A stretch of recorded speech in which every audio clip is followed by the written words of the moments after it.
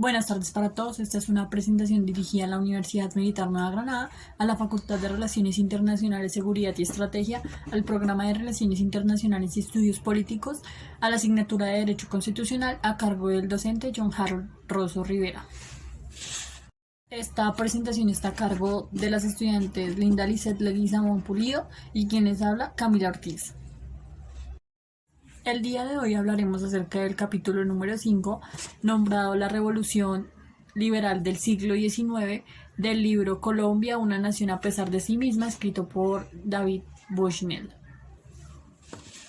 La revolución liberal del siglo XIX para Colombia fue de gran importancia para su historia y su desarrollo económico. Sin embargo, este crecimiento y decrecimiento implicó ciertos acontecimientos de nivel político y religioso, en donde en el tercer cuarto del siglo Colombia se desarrolla en la escena latinoamericana.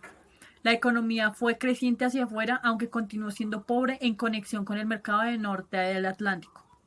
Ocurrió una guerra ideológica entre liberales y conservadores, donde los liberales predominaron y lograron imponer sus programas en lo que se llamó la coyuntura de la mitad de siglo. Iniciamos con la coyuntura de mitad de siglo, donde se destaca la reforma de Benito Juárez. Estados Unidos y Europa Occidental consolidaron el orden capitalista. Bolívar intentó eliminar las lecturas de Bentham, pero no lo consiguió. En los años 30, el dogma de laissez-faire del liberalismo económico lentamente se fue consolidando la economía, asimismo la población y la infraestructura básica. Las noticias de revolución de Francia de 1848 finalmente llegaron a Bogotá, y esto se tornó como una celebración gracias a Mariano Ospina Rodríguez, el cual actuaba como ministro y ordenó tañer las campanas de la iglesia en manera de celebración. Los desarrollos económicos crearon una atmósfera más favorable para la recepción de las ideas liberales en la Nueva Granada. La economía era todavía una mezcla de términos capitalistas y hipercapitalistas. Esto dependía en una proporción de la definición de capitalismo que se uniera a ella. Asimismo, no existía en el país una clase social que se pudiera comparar con la burguesía francesa o la burguesía británica. Asimismo, la mayoría de los daños de la economía que había sufrido durante la lucha de la independencia y los subsiguientes conflictos civiles, todos estos se habían superado, trayendo en sí las mejoras en la infraestructura básica, entre las cuales la más notable era la navegación de vapor por el río Magdalena. Pero no obstante, estos fueron todavía más importantes, el continuo crecimiento de los mercados del Atlántico Norte. López no obtuvo la mayoría de los votos, pero superó ampliamente a cada uno de los dos candidatos para la facción ministerial, que para ese entonces empezaba a llamarse el Partido Conservador. Mientras tanto, los liberales, a pesar de no haber ganado en Bogotá, contaban con importantes bloques de apoyo en la capital, reclutados principalmente entre los artesanos organizados y los intelectuales. Asimismo, estos conservadores estaban enfurecidos con el partido gobernante porque habían reducido tan notoriamente los aranceles y por lo tanto apoyaron a López, con la esperanza de que de alguna forma éste prestara atención a sus reclamos. Asimismo, un dato de esto es que en la última ronda de votación el dirigente Mariano Ospina Rodríguez del Partido Conservador emitió un voto a favor de López con el argumento de que si este no ganaba, los congresistas no saldrían vivos de la iglesia donde se estaba organizando dicha reunión. Este argumento no contaba con muchas bases ni justificaciones, pero reflejó la pesada atmósfera que rodeó la elección y asimismo el triunfo de López. El nuevo gobierno y el Congreso elevaron los aranceles, pero no de manera que los artesanos se vieran completamente satisfechos de lo que habían expresado en sus reclamos. Asimismo, completaron el proceso que liberaba a los cultivadores y comerciantes de tabaco de las limitaciones del monopolio estatal, ya que la producción y venta de tabaco se había privatizado en parte y en mayo de 1850 esto quedó totalmente liberado. Colombia contaba con la participación en el comercio mundial del tabaco de manera mínima hasta los finales de la década de los años 40. Por primera vez, este se convirtió en un importante exportador. A mediados del decenio siguiente, el tabaco representaba más de un cuarto de las exportaciones, acercándose al puesto del oro en importancia. Asimismo, para los años 60 pasó de ser al primer producto, y este provenía más de un tercio del total de las exportaciones. El tabaco fue un punto decisivo en la estructura del comercio exterior en Colombia, ya que constituyó la primera vez en el que un producto agrícola lograba rivalizar con los metales precisos. El boom del tabaco, de todas maneras, no fue algo destinado a durar, ya que los productores colombianos no pudieron mantenerse frente a la competencia. Por ejemplo, competían con los tabacos de Holanda en cuanto a control de calidad, procesamiento y empaque. Por lo tanto, el oro recuperó de forma muy rápida su lugar como primer producto de exportación y el tabaco empezó a ocupar el cuarto puesto, detrás del café y la quina. El antiguo monopolio existente estatal desde su fundación era de un ámbito colonial. Pactaba la compra de las cosechas que usualmente tenían pequeños cultivadores y asimismo en los años 50 hubo una estructura diferente que se impuso en la región de Ambalema, localizada sobre el río Magdalena, en la cual se convirtió en la zona más importante de producción de tabaco. Este boom del tabaco cabe mencionar que sirvió para aumentar la desigualdad del país.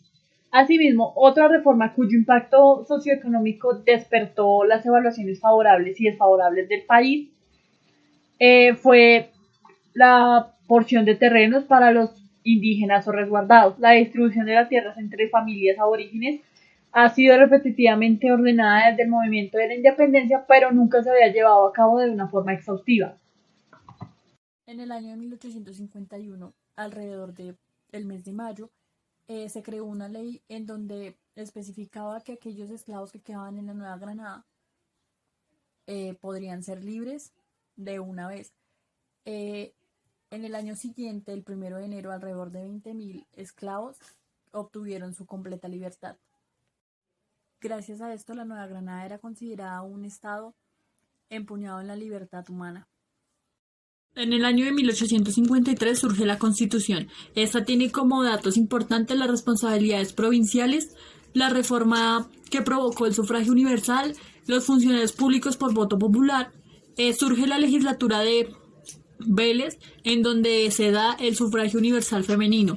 Asimismo, la tolerancia religiosa y la libertad de cultos, de lo cual la Iglesia se encontraba muy en desacuerdo, más que todo por la aprobación del divorcio. Asimismo, en 1837, Wyoming fue el primer estado de Estados Unidos en implantar el voto femenino.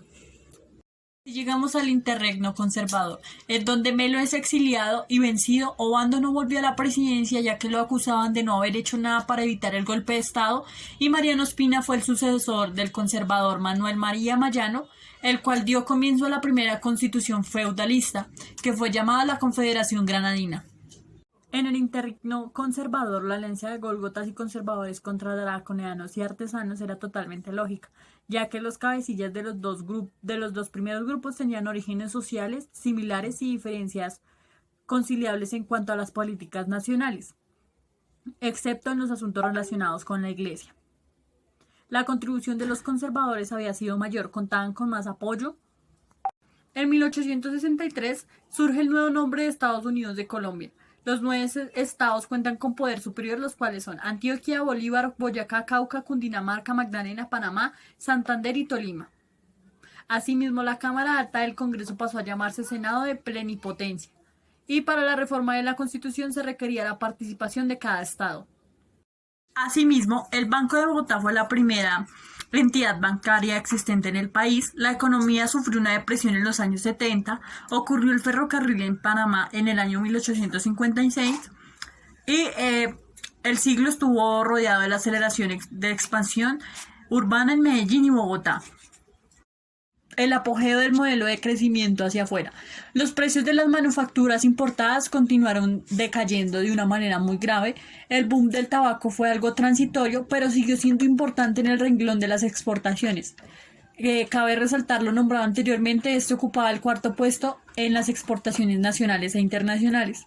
El aumento de exportaciones durante casi toda la era liberal fue muy importante, y las exportaciones de quina a gran escala lograron dominar el mercado, superando al oro. Las bonanzas de corta vida en el algodón y el añil y la guerra civil de Estados Unidos, comprendidas en los años de 1861 a 1865, creó una repentina escasez y aumento de los precios, donde Colombia trató de aprovechar. Cabe resaltar que Sixta Pantón de Santander fue la primera mujer en recibir voto para presidente y asimismo en 1854 el golpe de Estado en contra de Obando, liderado por José María Melo, tomó su lugar comenzando una dictadura. Esto no duró mucho debido a los altos cargos y bajó del poder a finales de este mismo año. Cuando Berrío gobernó, este permitió mejoras en la educación y obras públicas, logrando así en 1880 la educación para las niñas. Asimismo, ordenó la educación obligatoria y gratuita. Muchísimas gracias por la atención prestada. Acá encuentran las bibliografías usadas. Gracias por ver.